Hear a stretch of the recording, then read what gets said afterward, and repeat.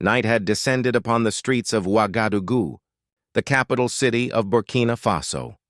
Dense clouds blanketed the sky, and the distant rumble of thunder echoed through the humid air, promising rain that would bring temporary relief from the oppressive heat. The bustling markets that had teemed with life just hours earlier had grown quiet, their usual vibrant energy fading with the daylight. Vendors had packed away their colorful fabrics, spices, and handcrafted goods. The calls of merchants and the haggling of customers had given way to an eerie stillness. Yet one small restaurant continued to glow like a beacon in the darkness, its warm lights spilling onto the dusty street.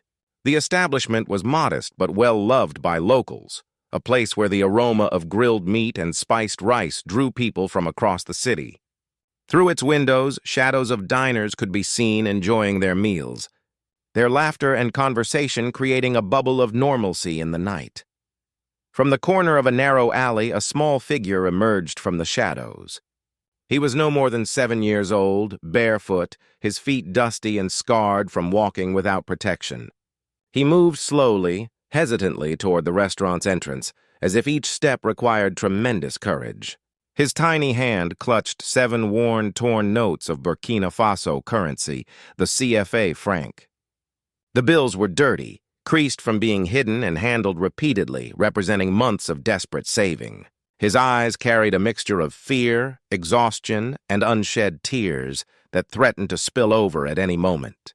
Dark circles ringed his eyes, speaking of sleepless nights filled with terror. Inside the restaurant, the gentle clinking of cold drink glasses, the laughter of patrons enjoying their evening, and the soft melody of local music played on an old radio created an atmosphere of normalcy and comfort. The scent of bissap juice and atika filled the air. People sat in small groups, sharing food and stories, completely unaware of the tragedy unfolding just beyond their comfortable bubble. No one inside had any idea that just outside their door stood a small heart carrying a storm within, a child whose innocence had been shattered by violence and fear. The child's name was Timeo. For months, he had endured a nightmare that no child should ever face. His biological father had died 3 years earlier, leaving him and his mother vulnerable in a society where single mothers struggled to survive. His mother, desperate for security and protection, had remarried. At first, the new husband seemed kind enough, but alcohol revealed his true nature. Night after night, Timeo had watched helplessly as the man who was supposed to protect them instead terrorized his mother with brutal beatings.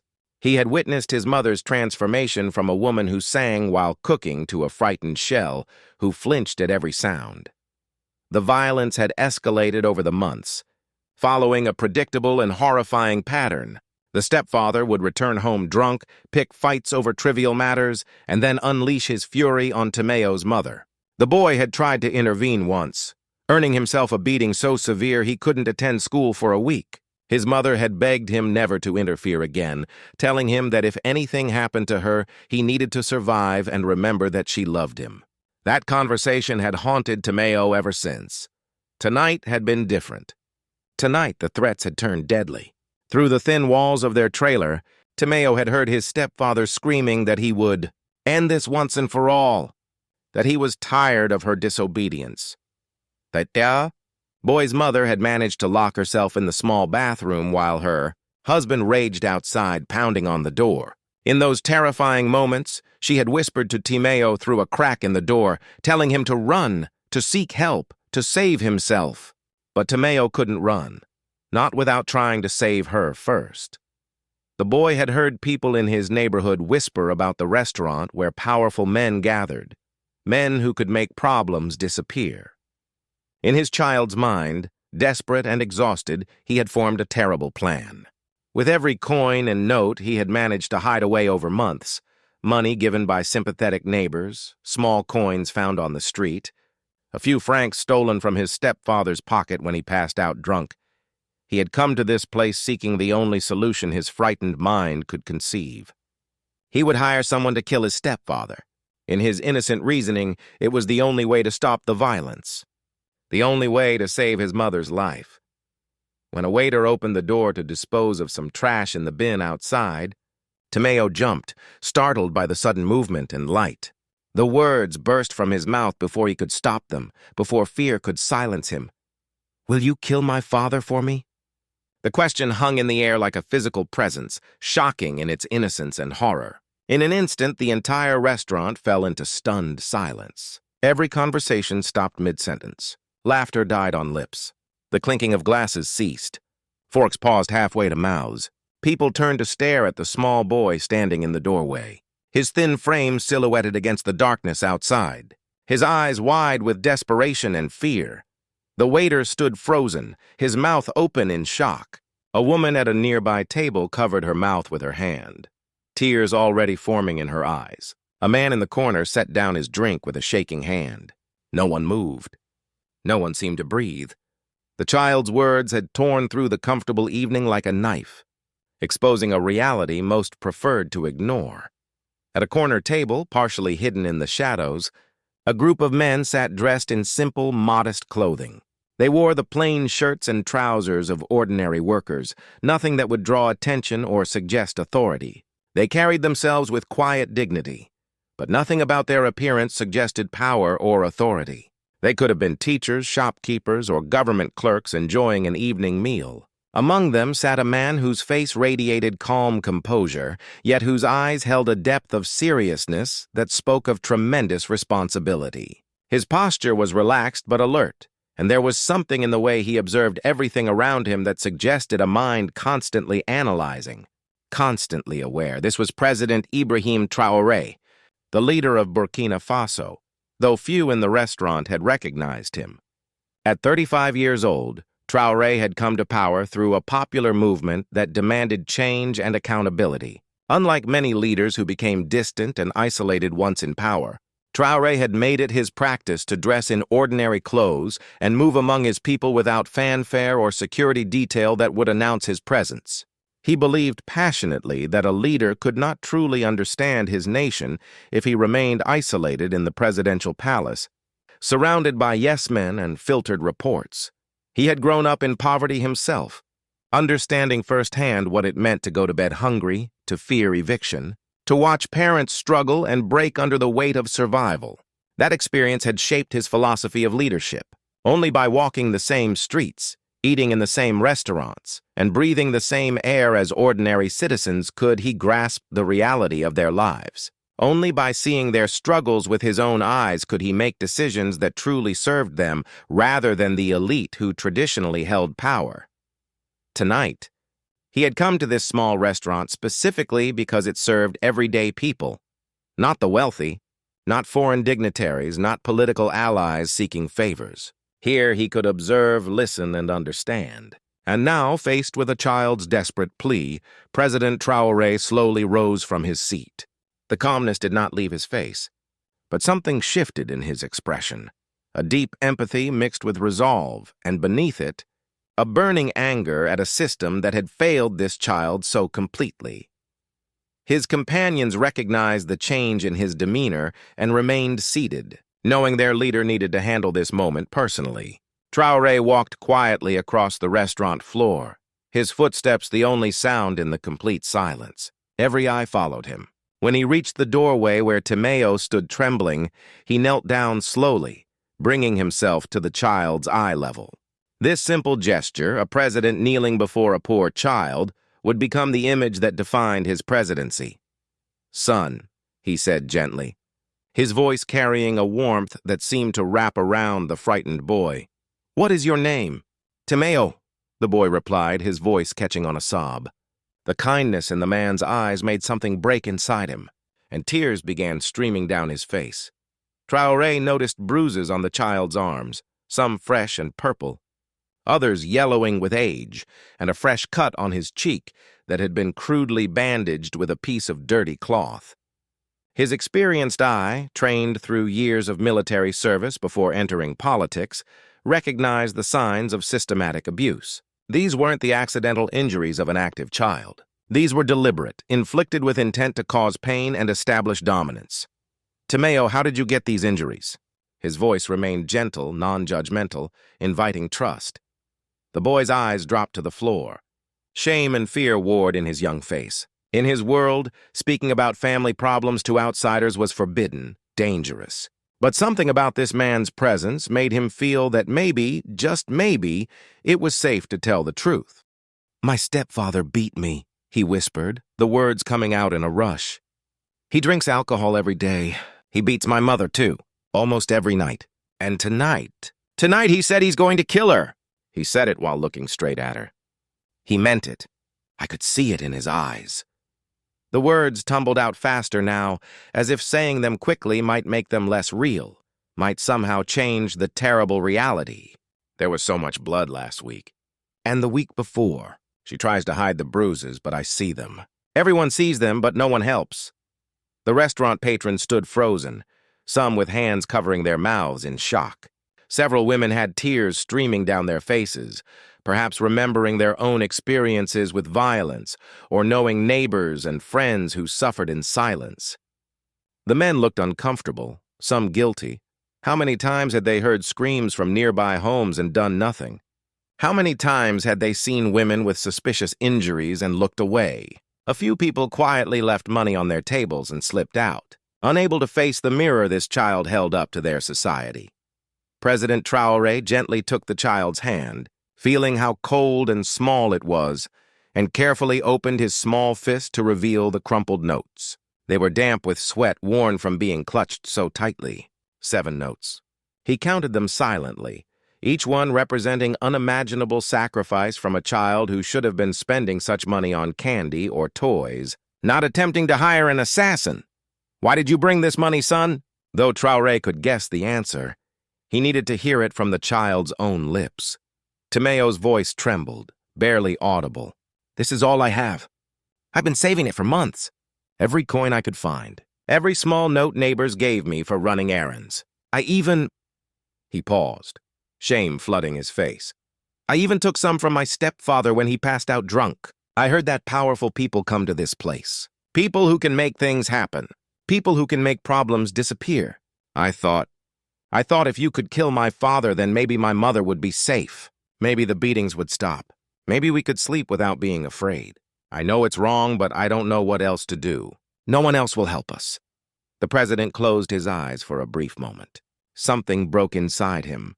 The realization of how desperate and broken a society must be for a child to reach such a conclusion, to be forced into believing that murder was the only solution. What kind of nation had they built if 7-year-olds were trying to hire killers? What kind of systems had failed so completely that this was a child's best option? The weight of it crushed him, and he felt the responsibility of leadership settle even more heavily on his shoulders, yet he maintained his composure. When he opened his eyes again, they were filled with determination and a fierce protectiveness that made several onlookers catch their breath. This was not just a president, this was a father, a brother, a guardian responding to a cry for help. He placed both hands on Timeo's shoulders, grounding him with human contact, with safety. "Listen to me carefully, son. Look at me." He waited until the boy's tear-filled eyes met his. "Your mother will live. I promise you that. But we will not kill anyone. Violence is never the answer to violence. It only creates more pain, more victims. We will deliver justice, real justice, the kind that protects people and holds wrongdoers accountable, the kind that changes things so other children don't have to face what you're facing. Do you understand?" Timeo nodded slowly, not fully understanding, perhaps, but feeling the certainty in the man's voice, the strength, the promise. Traoré stood and turned to his security officer, his voice now carrying the unmistakable tone of command. "Prepare the car immediately. We leave now. Contact emergency services, police, ambulance, social services. We're going to need everyone." He looked around the restaurant at the stunned faces. "This child came here seeking justice. Tonight he will receive it. Tonight we all remember what it means to be human, to be responsible for one another." That moment, illuminated by the soft lights of the restaurant, with a president standing beside a desperate child, became a symbol of profound transformation. Perhaps for the first time, the city of Ouagadougou witnessed a president finding his ultimate test not in political negotiations or economic policies, but in the tear-filled eyes of a 7-year-old child who had been failed by every system meant to protect him. As word spread quickly through the restaurant and then out into the street, people began to understand they were witnessing something extraordinary. Some reached for their phones to record the moment. Others simply stood in silence, recognizing that history was being made right before their eyes, not through grand speeches or political maneuvering, but through one man's decision to act with compassion when confronted with suffering. It was past 10 o'clock when President Traoré stepped out of the restaurant with Timeo. The night had grown darker, and the promised rain had begun to fall in light drops that dotted the dusty street, creating small circles of dampness that would be gone by morning. The streets of Ouagadougou were half lit, the inadequate street lights creating pools of illumination separated by stretches of shadow. Occasional shop lights pierced the darkness. A late-night pharmacy, a small convenience store, places that served those who worked odd hours or faced emergencies. The scene at the restaurant would remain etched in everyone's memory, an innocent child begging for his father's death, and a president who had been sitting among his people like any ordinary citizen, now transformed into an agent of justice and protection. Word was already spreading through the neighborhood, carried by those who had witnessed the encounter. Within the hour, social media would be buzzing with the story, though the full details would remain unclear until much later. With the president were two close companions, a former military colleague who now served as his chief security advisor, and a longtime friend who had joined the administration to help implement reforms. And of course, there was young Timeo, who now felt a small measure of safety in the shadow of Traoré's protection, though his body still trembled with fear and exhaustion. The president removed his simple jacket, not an expensive designer piece, but a worn cotton jacket he'd owned for years, and draped it over the child's thin shoulders. It hung on the boy's small frame like a tent, but provided warmth against the cooling night air. "Don't be afraid, son," Traoré said softly, helping the boy into the back seat of a modest sedan, nothing like the armored vehicles most presidents insisted upon. "We're going to your mother. We're going to make this right." As the car moved through the city streets, a solemn gravity filled the interior. The driver, a trusted member of the presidential security team, drove quickly but carefully, knowing the precious cargo he carried. Timeo sat between the president and the security advisor, his small hand still clutching those 7 notes, as if afraid that letting go might make his one chance at salvation disappear. In Traoré's mind, one question echoed relentlessly. What would have happened if this child hadn't found me tonight? How many other children across my nation are facing this same hell right now, this very moment, with no one to help them? The thought made his jaw clench. This couldn't be an isolated incident. This couldn't be the only family suffering. If one child had been brave enough to seek help, how many others were suffering in silence? During the journey, the president radioed his security chief using a secure phone. His voice carried absolute authority, the tone of a leader who would not accept excuses or delays. "Alert the police immediately. By presidential order, send forces to the Blue Trailer neighborhood. I want units there within 10 minutes. But listen carefully. Under no circumstances is anyone to resort to violence unless absolutely necessary to protect lives. The priority is to rescue the woman. Protect her first, secure the scene second, apprehend the perpetrator third. Is that understood?" "Yes, Mr. President," came the immediate response. "Units are mobilizing now. And contact the hospital. Tell them to have emergency services ready. We may have severe injuries to treat." The officer immediately began transmitting the orders over multiple channels, setting in motion a response that would involve dozens of personnel. In another vehicle behind them, more security personnel followed, though they maintained distance to avoid drawing attention. Timeo sat quietly in the back seat, his small hands now clasped together, the notes pressed between his palms as if in prayer. On his face, fear mixed with a strange kind of hope, as if he somehow knew that this man was different, that perhaps justice might actually be possible. He had heard stories about President Traoré, whispered conversations among adults who discussed the young leader's unconventional approach to governance. But hearing stories and experiencing the reality were vastly different things. In a soft voice that seemed to fill the car with warmth despite the gravity of the situation, President Traoré said, "You've shown tremendous courage, son. More courage than most adults show in their entire lives. You took action to save your mother.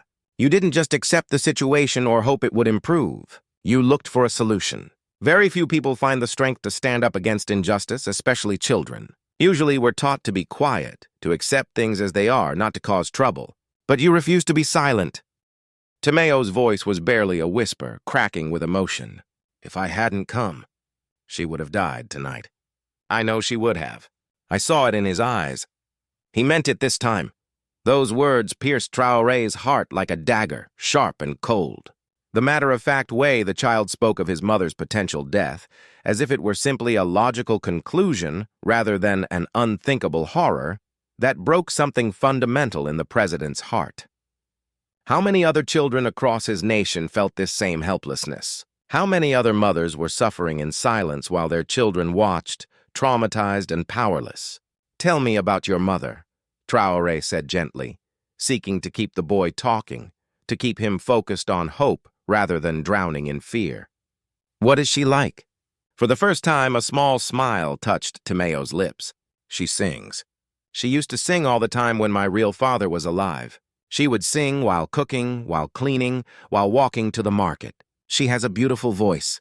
My father loved it. He would ask her to sing his favorite songs. The smile faded. She doesn't sing anymore. Not since he died. Not since the new one came? She will sing again, Traoré promised, his voice firm with certainty. I promise you that, Timeo. She will sing again. After several minutes, the car entered a poor neighborhood on the northern edge of Ouagadougou. The change was immediately apparent. The already inadequate streetlights became even more sparse. Paved roads gave way to rutted dirt paths that the recent rain was beginning to turn muddy. Broken-down shacks and temporary structures lined the streets, homes built from scavenged materials, held together with hope and desperation. Muddy paths wound between dwellings, and in the distance, the blue flickering of police lights could be seen, their glow seeming harsh and foreign in this forgotten part of the city. The reality of poverty hit hard even for someone like Traoré, who had grown up in similar circumstances. This was the Burkina Faso that official statistics tried to hide, that development reports glossed over with promises of improvement. This was where his people actually lived, struggled, and sometimes died. The president ordered the driver to stop at the edge of the neighborhood. We walk from here. I won't ride into this community like some foreign invader. We go on foot with respect. Sir, his security advisor protested, we don't know the situation. It could be dangerous. Life is dangerous for the people who live here every day, Traoré responded firmly. We share that danger, or we have no right to lead them. He and his companions proceeded on foot, Timeo walking between them. People along the path, children who should have been asleep, women returning from late shifts of work, men sitting outside their homes seeking relief from the heat, stared in amazement. Slowly, recognition dawned on faces. Someone whispered, "That's President Traoré!" The whisper spread like wildfire. A woman fell to her knees, not in subservience but in shock that their leader had come to their forgotten neighborhood. An elderly man removed his cap respectfully. Children pointed and stared with wide eyes. Traoré raised his hand in a gesture calling for silence and calm. Please, no ceremony. We're here on urgent business. A woman's life is in danger. His words reminded everyone why he had come, and the moment of wonder transformed into collective concern. As they approached the blue trailer Timeo had indicated, an ambulance stood waiting, its back doors open, interior lights revealing gurneys and medical equipment ready for use. Police vehicles surrounded the area, their flashing lights casting an eerie blue glow across the scene that made everything look surreal, dreamlike in the worst way.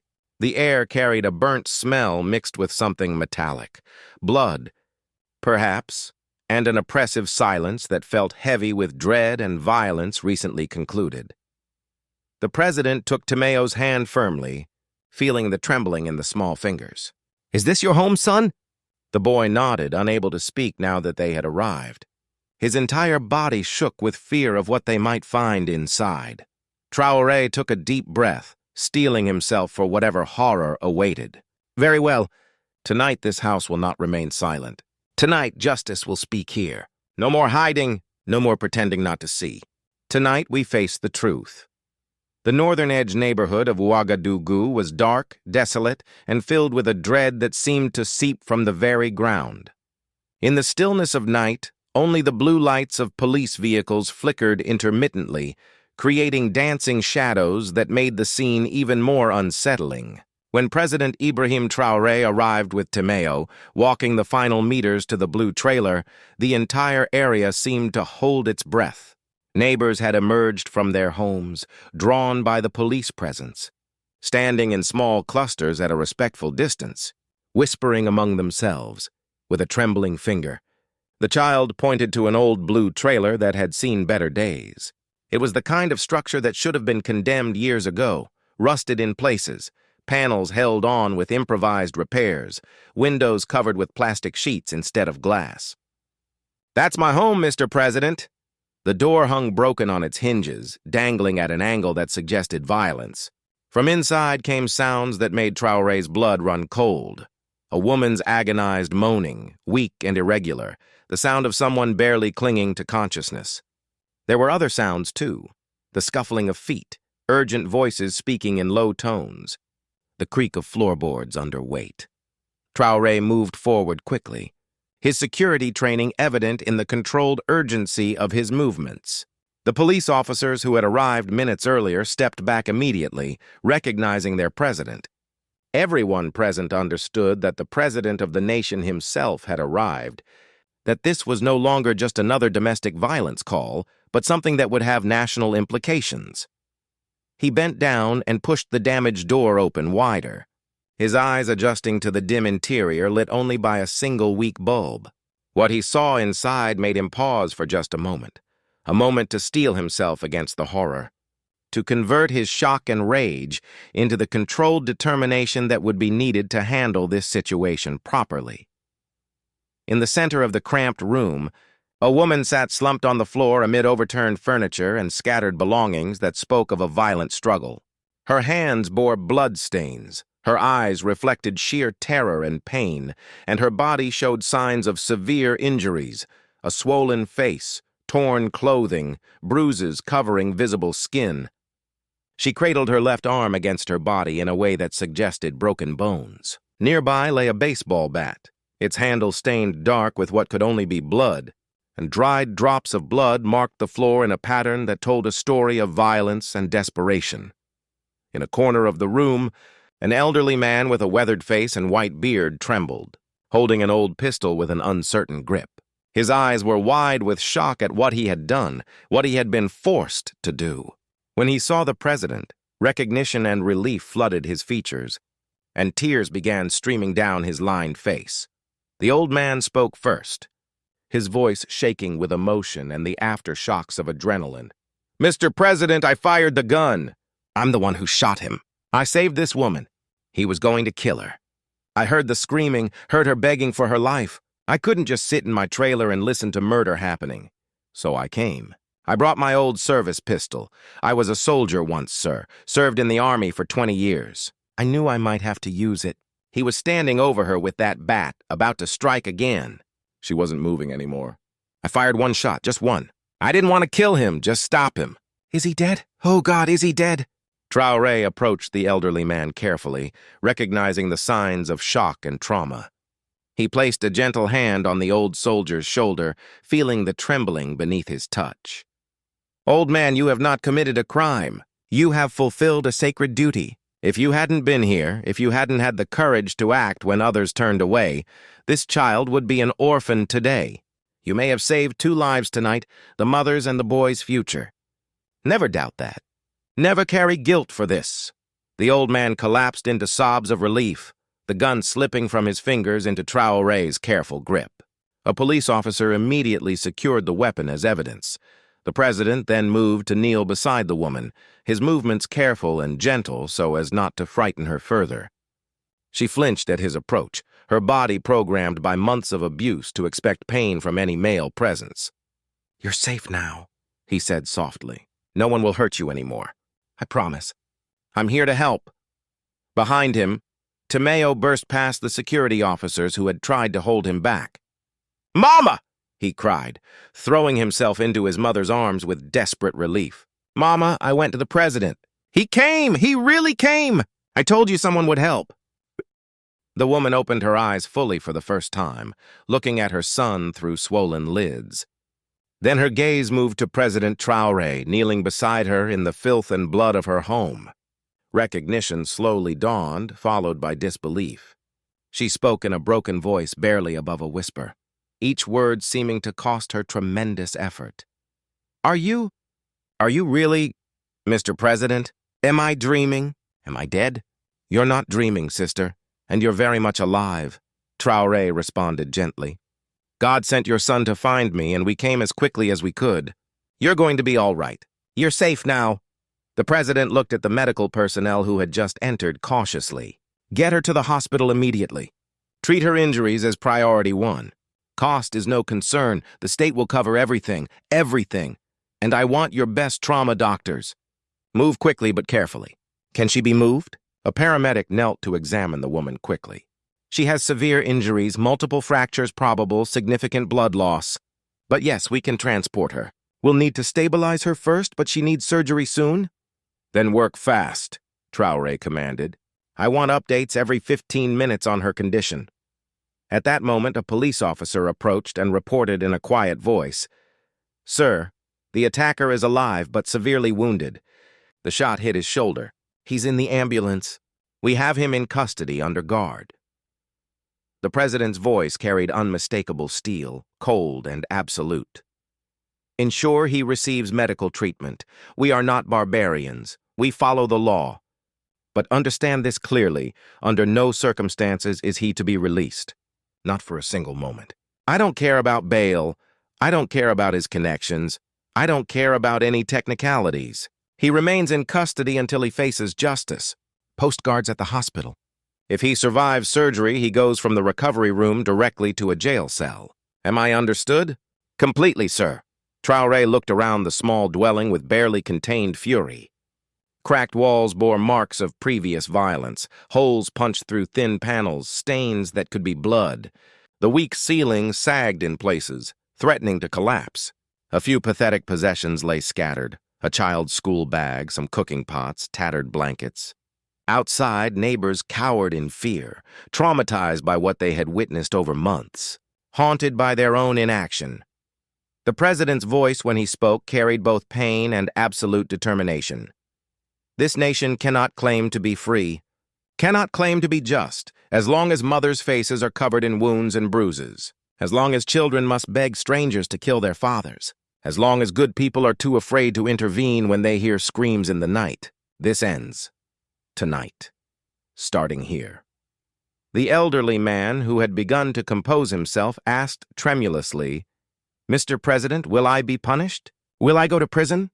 I know I shot a man, but—" Traoré turned to him with a smile that held genuine warmth and respect. "No, my friend. You will not be punished. You will be honored. You gave a mother her life back when everyone else turned away. You remembered what it means to be human, to be a guardian of the vulnerable. You are a hero, and this nation will recognize that." The ambulance siren wailed as paramedics carefully lifted Timeo's mother onto a gurney, starting IV fluids, checking vital signs, working with practiced efficiency. Timeo refused to let go of her hand, walking alongside the gurney as they moved toward the waiting vehicle. Traoré stepped outside into the gathering crowd. The rain had stopped and clouds were beginning to break apart, revealing glimpses of stars above. He looked up at the sky, at the vast darkness punctuated by points of light, and said quietly but with fierce conviction, "Tonight, the soil of Burkina Faso has taken its first breath of true justice. Tonight we begin to become the nation we were always meant to be." The ambulance raced toward Central Hospital in Ouagadougou, its siren cutting through the night like a cry for help. Inside, Timeo's mother drifted in and out of consciousness while medical personnel worked to stabilize her condition. The child sat beside her, holding her hand tightly, refusing to be separated even when paramedics tried to give them more room to work. Fear still glimmered in his eyes, but beneath it ran a new current of hope. Someone powerful had finally listened. finally acted. President Ibrahim Traoré followed in his vehicle, maintaining constant contact with both the ambulance and police coordination. He made call after call, setting in motion a response that would extend far beyond this single case. Every few minutes, he received updates on the woman's vital signs, each report a mixture of concern and cautious optimism. "Mr. President, we've stabilized her blood pressure," came one update. "She's critical but responding to treatment." As soon as they arrived at the hospital, a full trauma team was waiting. Doctors and nurses rushed the patient into the emergency ward with practiced urgency. Traoré stood just outside the treatment room doors, personally observing everything. His presence ensuring that this woman would receive the best care available, that no corner would be cut, no treatment delayed due to inability to pay. The hospital had transformed in the hour since receiving word that the president was personally involved in the case. The administrator had arrived despite the late hour. Senior physicians had been called in. Everyone understood that this was not just another domestic violence case. This was something that would define their institution, that would be remembered. Shortly after, a senior trauma surgeon emerged, still wearing surgical gloves and mask, fatigue evident in his bearing. Sweat beaded on his forehead and concern etched lines across his face. "Mr. President, the woman has sustained severe injuries, 2 broken ribs, a fractured left arm, multiple contusions, internal bleeding that we're working to control. There's also significant head trauma. We need to operate immediately, but I believe we can save her. She's a fighter. She's held on this long, which shows tremendous strength." Traoré expressed his gratitude with a firm handshake. "Doctor, you have every resource of this nation at your disposal. Save her, please." He then knelt down to Timeo's level once more, placing his hands on the boy's shoulders. "Son, your mother is a strong woman. She survived this long because she's a fighter and because she had you to fight for. She will recover. The doctors here are the best, and they're going to take good care of her." The boy's eyes were red from crying, his voice hoarse. "Can I stay with her, please? I don't want her to wake up alone and be scared. Of course you can stay. I'll make sure of it." Within the hour, the police commissioner arrived, a stocky man with gray hair and the bearing of someone who had spent decades in law enforcement. He bowed respectfully to the president before delivering his report. "Sir, we have the perpetrator in custody under armed guard. He's undergone surgery for the gunshot wound and is expected to survive. However, there's a legal complication we need to discuss." Traoré's eyes narrowed. "What complication?" The commissioner looked uncomfortable. "Sir, according to our initial investigation and the statement from the accused, he claims that the woman attacked him first with a knife. He's saying he acted in self-defense. Our legal team is concerned that under current domestic violence laws, which are frankly inadequate, there's a possibility that the woman could also face charges for assault. It's a technicality, but—" President Traoré's expression hardened immediately, his voice dropping to a tone of barely controlled fury. "Stop right there, Commissioner. A woman fighting for her life against a man who has terrorized her for months is not a criminal. She is a victim exercising her fundamental right to survive. If our laws don't understand that basic truth, if our laws would punish a woman for refusing to die quietly, then our laws are broken and must be changed immediately. Is that clear?" "Yes, sir. Completely clear. Furthermore," Traoré continued, his voice gaining strength, "I want you to understand something. Self-defense is a legal concept meant to protect the innocent from the guilty, not to provide legal cover for abusers. A man who has systematically brutalized his family for months cannot claim self-defense when his victim finally fights back. That is not how justice works, not in my Burkina Faso." Silence filled the hospital corridor. Everyone present felt the weight of the president's words. The absolute moral clarity he brought to a situation that bureaucrats and lawyers might have tangled in endless technicalities and procedures. The commissioner nodded vigorously. "I understand, Mr. President. We will proceed with charges only against the perpetrator. The woman will be treated as the victim she is." "Good. Now tell me, what exactly are we charging him with?" "Sir, based on the evidence at the scene and witness testimony from the elderly gentleman who intervened, we're preparing charges including aggravated assault, domestic violence with intent to cause grievous bodily harm, child endangerment, terroristic threats, and attempted murder. We're also investigating potential charges related to previous incidents. The medical records alone suggest this has been happening for months. Traoré nodded grimly. Ensure everything is documented meticulously. I want this case to be ironclad. No technicalities, no loopholes for expensive lawyers to exploit. This man will face justice. At that moment, young Timeo's small voice rose from where he sat on a hospital bench. Mr. President, sir, if she goes to jail, I'll be all alone. Who will take care of me? The question pierced through all the legal discussion, all the procedural talk, cutting straight to the human heart of the matter. Traoré immediately moved to kneel beside the boy, taking both his small hands in his own. Listen to me, Timeo. Look at me. He waited until the boy's tear-filled eyes met his. You are not alone. You will never be alone. Your mother is not going to jail, I promise you that. And while she recovers, you will be cared for. You have my word, and I do not break my word. Do you believe me? The boy nodded slowly, wanting desperately to believe, to trust that this powerful man could actually keep such promises. At that moment, a social welfare officer entered the waiting area, a thin woman with glasses carrying an official-looking folder of paperwork. She approached nervously, clearly intimidated by the president's presence. Mr. President, forgive the intrusion, but according to child welfare regulations, in cases where a parent is hospitalized and unable to provide care, and where the home environment has been deemed unsafe, the child must be temporarily placed in state foster care pending a full investigation, and Traoré stood up slowly, his full height and presence suddenly seeming to fill the corridor. His voice was calm but carried absolute authority. No, stop right there. This child will not go to any institution. He will not be placed with strangers. He has been through enough trauma without being torn away from everything familiar. Tonight, Timeo will stay in my official residence under my personal supervision. He will have the best care, the best food, a safe bed, and adults who will treat him with the dignity and love every child deserves. The social welfare officer's hands trembled, making her papers rattle. But sir, that's highly irregular. It's against standard protocol.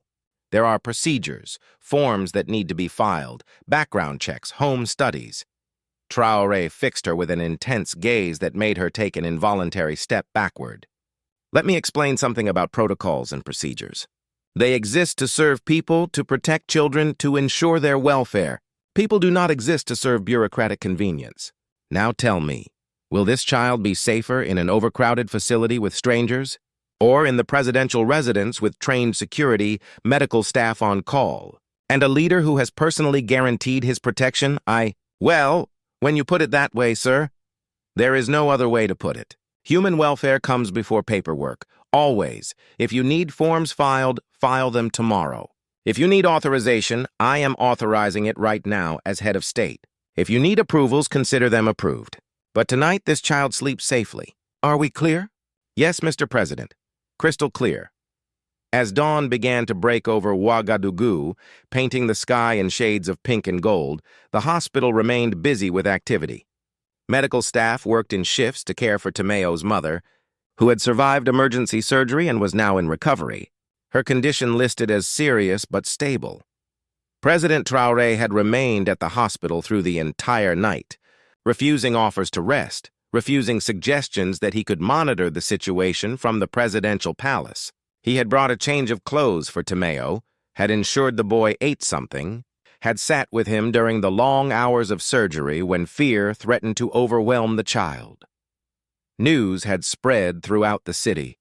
By morning, reporters had gathered outside the hospital, local journalists, national news crews, even some international. Media who had heard about the unprecedented situation of a president personally intervening in a domestic violence case, but Traoré wasn't concerned with media coverage or public perception. He was focused entirely on justice, real, meaningful justice that would change lives and systems, not just generate headlines. He called an emergency meeting right there in a hospital conference room. Present were the Minister of Justice, the Attorney General, the police commissioner, the head of social welfare, and several senior legal advisors.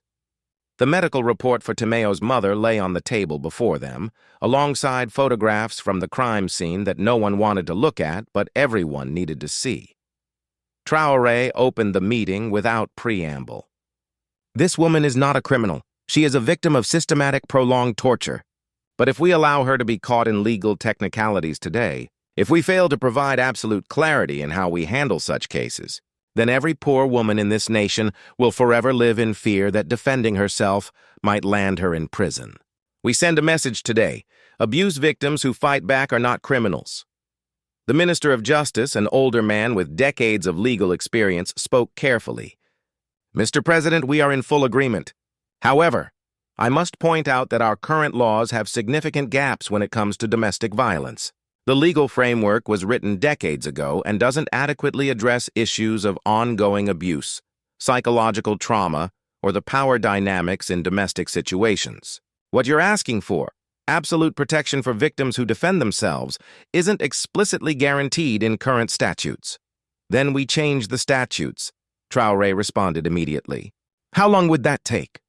Through normal parliamentary procedure. Months, possibly years. There would need to be committee reviews, public comment periods, debates. We don't have months. We have right now.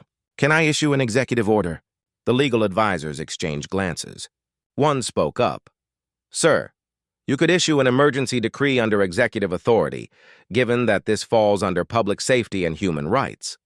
It would need to be ratified by Parliament eventually, but it would have immediate force of law. Then draft it. Today. I want an emergency decree that explicitly states that victims of domestic violence who defend themselves cannot be charged with assault or any related crime. Include provisions for mandatory police training on domestic violence, establishment of protection orders, creation of safe houses, and severe penalties for repeat offenders. I want our legal system to protect victims, not re-victimize them. Yes, sir. We'll begin immediately. The Attorney General cleared his throat. Mr. President, regarding the current case, the perpetrator has retained legal counsel. His lawyer is already making statements to the press claiming his client was defending himself, claiming the woman was the aggressor, trying to muddy the waters. Traoré's jaw tightened. Do we have evidence to refute these claims? The crime scene tells a clear story, sir. The blood evidence, the positioning of the bodies, the severity of injuries, it all contradicts a narrative of a woman attacking a man. But without witnesses who actually saw the entire incident? We have a witness, Timeo's small voice interrupted from the doorway where he had been standing unnoticed. All eyes turned to the boy. I have videos. Lots of videos. Every person in the conference room froze. President Traoré moved immediately to Timeo, kneeling down. What videos, son? What are you talking about? From his pocket, with trembling hands, Timeo pulled out an old smartphone. The screen cracked, the case worn, but the device apparently still functional. My real father gave this to me before he died. It was his old phone. He told me to keep it, to use it if I ever needed help. After he died and the new man came, I started recording. Whenever he hurt Mama, I would hide and record it. I didn't know what else to do. I thought maybe someday someone would care enough to look. Traoré took the phone gently, his hands shaking slightly with a mixture of sorrow for what this child had endured and hope for the justice they could now deliver. May I look at these videos, Timeo? The boy nodded. That's why I kept it, for someone like you, someone who might actually help. The president unlocked the phone. There was no password, just a simple swipe, and opened the video gallery. What he found there made his blood run cold. Dozens of videos, some lasting only seconds, others several minutes long. 6 months of documented horror. He played the first video. The conference room filled with sounds no one should ever have to hear. A man's drunken rage. A woman's pleading, the sickening sound of fists hitting flesh. A child's terrified sobbing from behind the camera. The footage shook, filmed from a hiding spot, but the audio was devastatingly clear. Traoré skipped forward to another video, then another. Each one showed the same pattern, the stepfather returning home drunk, finding some excuse to become enraged, and taking out his anger on Timeo's mother while the boy recorded from whatever hiding place he could find, behind furniture, from a closet, through a crack in a door. The Attorney General's face had gone white. The police commissioner looked like he might be sick. The Minister of Justice removed his glasses and wiped tears from his eyes. The social welfare officials sat in stunned silence. One video was particularly damning. It showed the stepfather explicitly threatening to kill Timeo's mother, saying, "One of these days I'm going to finish this. You hear me? I'm going to end you, and no one will care, because everyone knows what a worthless woman you are." The date stamp showed it was from 2 weeks ago. When Traoré finally stopped playing the videos, the room remained in profound silence. He carefully placed the phone on the table, then put both hands over his face for a moment, collecting himself. When he looked up, his eyes blazed with righteous fury. "This," he said quietly, tapping the phone, "this is what we've allowed to happen in our nation. A child living in such terror that he had to document his own mother's torture. A 7-year-old boy who understood that he would need evidence because no one would believe him otherwise. No one would act without proof. What does that say about us? What does that say about the society we've built?" The Attorney General found his voice first. "Mr. President, this evidence is overwhelming. With these videos, we can ensure a substantial sentence. We're talking about years, possibly decades of imprisonment. No defense lawyer can explain this away. This isn't one incident. It's a systematic campaign of terror." "Good," Traoré responded, his voice hard. "But this case must become more than just one man going to prison. This must become the turning point. I want this case to set precedent, to establish new standards, to send a message so clear that every potential abuser in this nation understands that such behavior will not be tolerated, and every victim understands that they will be believed and protected." He turned to the social welfare officials. "And I want to know, how did this situation persist for 6 months without any intervention?" Neighbors must have heard. "Did no one report this? Did no one care?" One of the social workers spoke hesitantly. "Sir, we actually did receive 2 anonymous reports about possible domestic disturbance at that address. But when our officers visited, the woman denied any problems. She told them everything was fine, that it was just neighbors being nosy. Without visible fresh injuries or her cooperation, our hands were tied. We can't force our way into homes based on suspicion alone." "Why didn't she tell the truth?" Traoré demanded, though he suspected he knew the answer. "Fear, sir," the social worker replied sadly. "Fear of retaliation, fear that her children would be taken away, fear that she'd have nowhere to go, fear that she wouldn't be believed, or that nothing would really change. It's a pattern we see constantly. By the time victims are ready to speak out, sometimes it's too late." Traoré stood and walked to the window, looking out at the city awakening to a new day. "Then we change the pattern. We create systems where women don't have to be afraid to tell the truth. We establish safe houses where they can go immediately. We train our officers to recognize signs of abuse even when victims deny it. We empower neighbors to report without fear of retaliation. We make it clear that abuse is not a private family matter. It's a crime against society that we all have a responsibility to prevent." He turned back to face the room. "Draft the orders I requested. Establish the protection units. Allocate whatever budget is necessary, and I mean whatever is necessary. If Parliament complains about the cost, send them to me. You cannot put a price on human dignity and safety." The Attorney General spoke up. "Mr. President, what about the accused's brothers? We received intelligence that they're making threats, possibly planning retaliation." Traoré's expression darkened. "Brief me on that situation immediately. If they represent a threat, we neutralize it. This family will be protected." The intelligence report made for grim reading. The perpetrator's 3 brothers, known to police as small-time criminals involved in drug trafficking and illegal weapons trade, had been heard making explicit threats against Timeo and his mother. Street informants reported that they viewed their brother's arrest as a family humiliation that required violent response. "They're not sophisticated criminals," the police commissioner explained, spreading photos of the 3 men on the conference table. "But they're dangerous, impulsive, and have access to weapons. They've also been recruiting some local gang members, possibly planning to assault the hospital or the safe house where we relocate the mother." President Traoré studied the photographs. 3 men in their 30s and 40s, faces hardened by years of petty crime and violence. "What's their current location?" "Unknown, sir. They've gone to ground.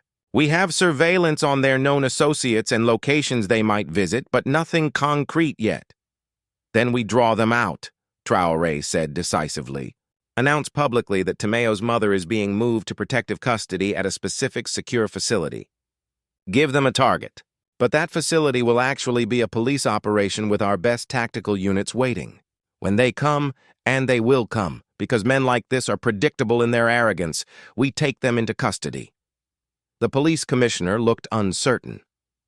Sir, using the victim as bait, even indirectly? We're not using her as bait.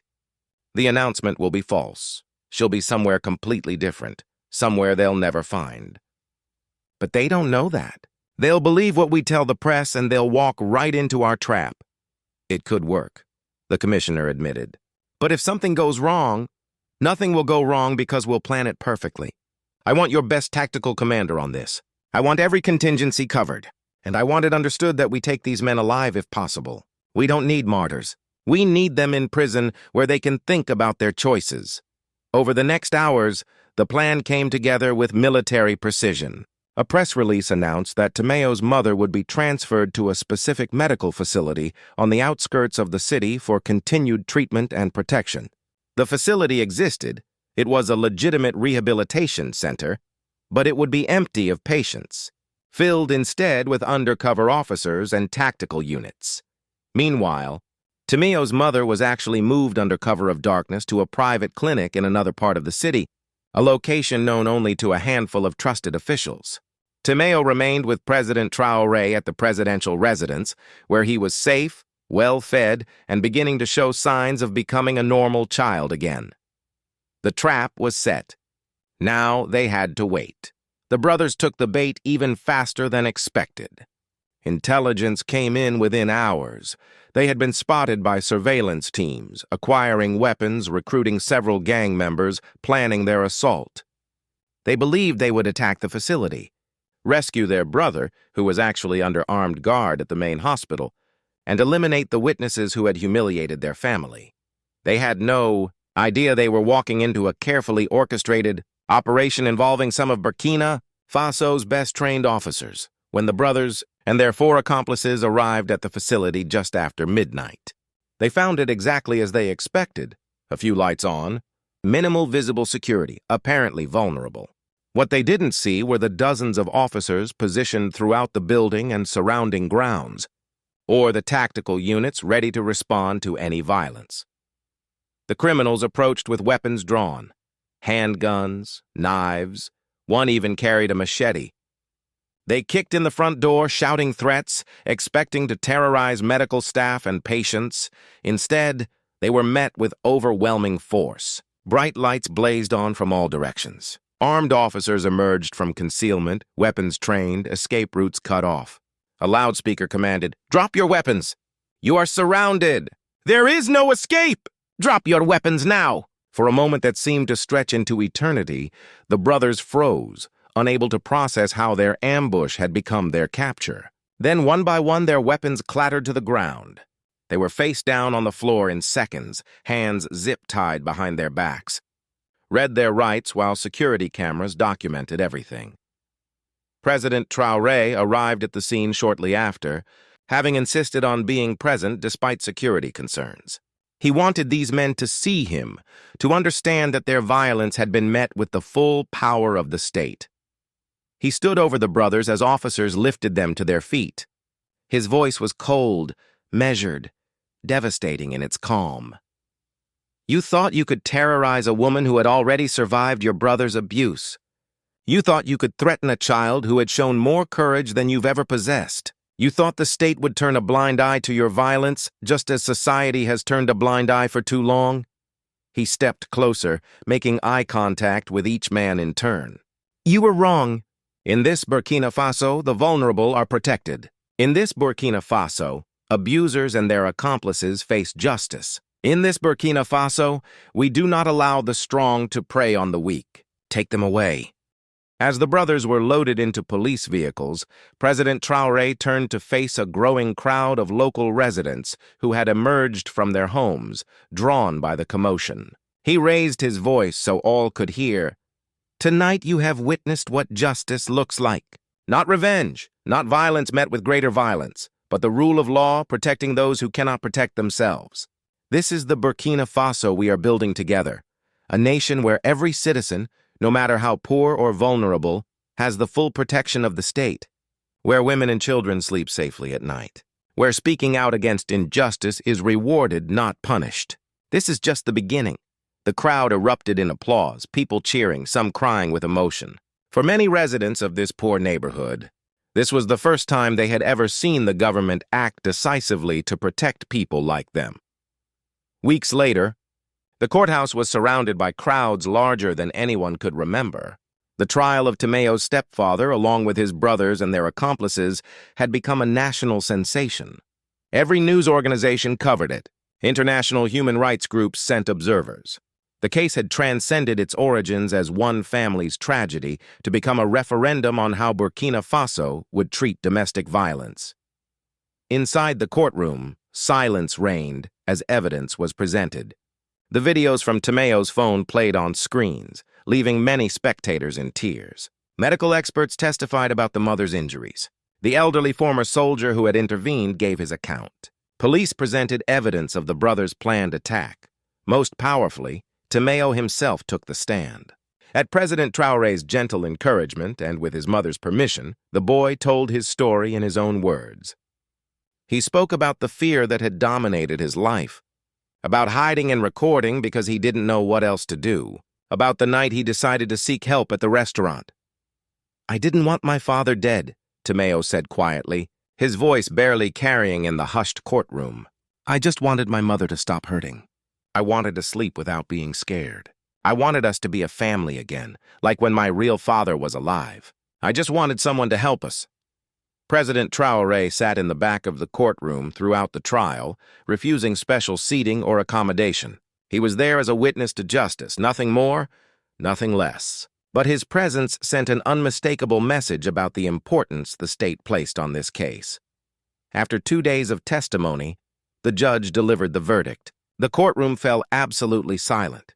"This court finds the accused guilty on all counts," the judge announced, his voice firm and clear. The evidence presented, particularly the documented pattern of abuse, demonstrates beyond any doubt a campaign of systematic terror against a vulnerable woman and child. The accused showed no remorse, no recognition of wrongdoing, only attempts to justify and minimize his actions. He continued, "This court sentences the accused to 12 years imprisonment, the maximum allowed under current law. Additionally, upon release, he will be prohibited from any contact with the victims and required to undergo extensive rehabilitation." He turned to address the brothers. "As for the accomplices who attempted to continue this reign of terror, this court sentences each of you to 6 years imprisonment for conspiracy, weapons charges, and attempted assault. You had the opportunity to break the cycle of violence in your family. Instead, you chose to perpetuate it. Society must be protected from such choices." The courtroom erupted in applause, quickly silenced by the bailiff. But outside, the sound of celebration could be heard. People cheering, car horns honking, a spontaneous expression of joy that justice had been served. The judge wasn't finished. "Before we conclude, this court wishes to acknowledge several individuals. First, to the elderly gentleman who intervened that night. You are a true hero. Your courage saved lives. This nation honors you." The old soldier, sitting in the front row, wiped tears from his eyes. Second, to young Timeo. Your bravery in seeking help, in documenting the truth, in speaking that truth here today, these actions have likely saved countless other families by bringing attention to an issue our society has ignored for too long. You are an inspiration. Timeo, sitting beside his now recovered mother, managed a small smile. Finally, the judge continued, to President Ibrahim Traoré, who could have remained in his comfortable restaurant that night, who could have delegated this matter to subordinates, but who instead chose to act personally, immediately, and decisively. Your actions reminded us all that leadership means service, that power means responsibility, and that justice delayed is justice denied. After the verdict, President Traoré held a press conference on the courthouse steps. Beside him stood Timeo and his mother, who had asked to be present despite her lingering injuries. "Today's verdict is important," Traoré began, "but it is only the beginning. True justice means creating a society where such violence cannot take root in the first place. To that end, I am announcing several initiatives that will begin immediately." He outlined the comprehensive plan his administration had developed. Family protection units in every district staffed 24/7. Mandatory training for all law enforcement on domestic violence. A national hotline providing immediate help. Establishment of safe houses and shelters. And most importantly, a complete overhaul of domestic violence laws to eliminate the loopholes and technicalities that had allowed abusers to escape justice for so long. "We are also launching a national education campaign," he continued. "Children will learn in school that abuse is never acceptable, that seeking help is not weakness but courage. Adults will learn to recognize signs of abuse and how to intervene safely. Neighbors will be empowered and protected when they report violence. We will create a culture where violence against women and children is recognized for what it truly is, not a private family matter, but a crime against our entire society." He placed his hand on Timeo's shoulder. "This young man taught me something I should have understood more deeply long ago, that a leader's worth is measured not by how well he serves the powerful, but by how effectively he protects the vulnerable. Timeo, your courage changed a nation. Never forget that." In the months that followed, Burkina Faso witnessed a transformation that surprised even optimists. The family protection units, initially met with skepticism, quickly proved their worth. Women began coming forward in unprecedented numbers, no longer afraid that reporting abuse would leave them homeless, penniless, or worse. The units provided not just legal protection, but also temporary housing, job training, and counseling, addressing the root causes that often trapped women in abusive situations. The national hotline, which the public affectionately dubbed the Timeo line, received thousands of calls in its first month alone. Many were from abuse victims seeking help, but many others were from concerned neighbors, teachers who noticed suspicious injuries on students, healthcare workers spotting patterns of domestic violence. Perhaps most importantly, the conversation changed. Domestic violence emerged from the shadows of shame and became a topic of national dialogue. Radio programs discussed it. Community leaders spoke out against it. Men's groups formed to challenge toxic masculinity and promote healthy relationships. Timeo and his mother became symbols of this transformation, though they tried to maintain as normal a life as possible. The mother, whose name was revealed to be Amina, began working with women's rights organizations, sharing her story to help others find the courage to escape violent situations. Her words carried particular power because she spoke not from theory, but from lived experience. "For years I was ashamed," she told audiences. "I thought the abuse was my fault, that I had somehow failed as a wife. I stayed because I didn't know where else to go, because I thought I was protecting my son by keeping our family together, even if that family was broken and toxic. I was wrong. The day my son saved my life by seeking help, he taught me that survival is not something to be ashamed of. It's something to fight for." Timeo, meanwhile, returned to school but also became an advocate in his own right. He spoke to other children about recognizing abuse, about understanding that violence is never normal even if it's all you've known, about the importance of seeking help. "I used to think I was weak because I couldn't stop my stepfather," he told a group of students. "I thought maybe if I was bigger or stronger or braver, I could protect my mother. But President Traoré taught me that real strength isn't about fighting. It's about being smart enough and brave enough to get help from people who can actually make a difference." President Traoré, for his part, continued his practice of moving among the people without fanfare. He visited the family protection units regularly, speaking with staff and clients, ensuring the systems were working as intended. He attended community meetings in poor neighborhoods, listening to concerns and ideas. But he never forgot that night in the restaurant. In his office at the presidential palace, prominently displayed in a glass frame, sat 7 worn CFA franc notes. Beneath them, a plaque read, "These 7 notes represent 7 promises to our people: justice, courage, protection, respect, love, trust, and hope." Visitors often asked about the frame. Traoré would tell them Timéo's story, emphasizing how one child's courage had sparked a national transformation. "Those notes remind me every single day why I'm here," he would explain.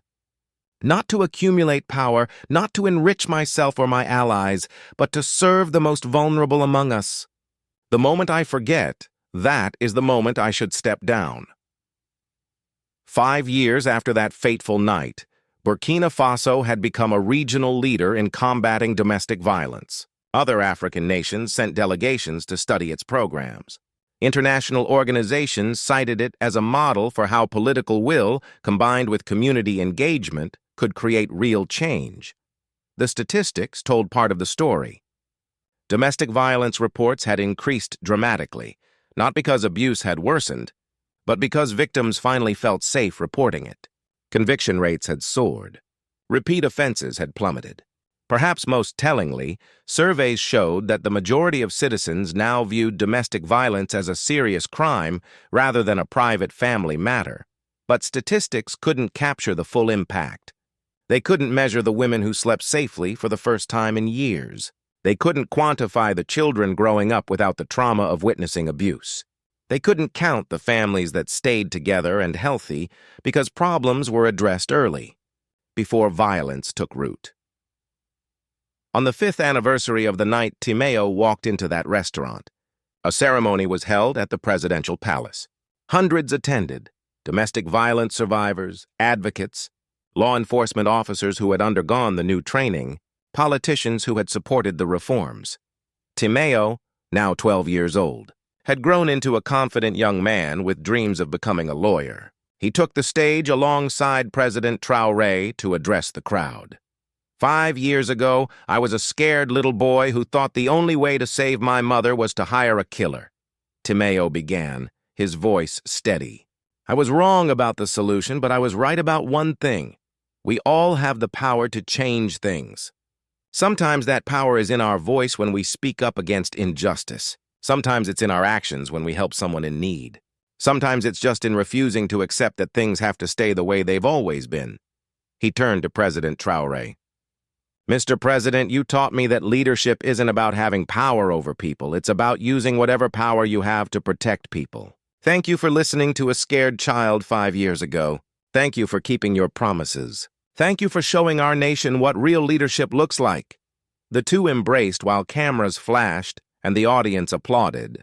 It was an image that would appear in newspapers and textbooks, a president and the child who had reminded him of his purpose, standing together as symbols of a nation transformed. In his closing remarks, President Traoré spoke to a silent, attentive audience. "When Timéo came to me with 7 francs and a desperate plea, I could have sent him away.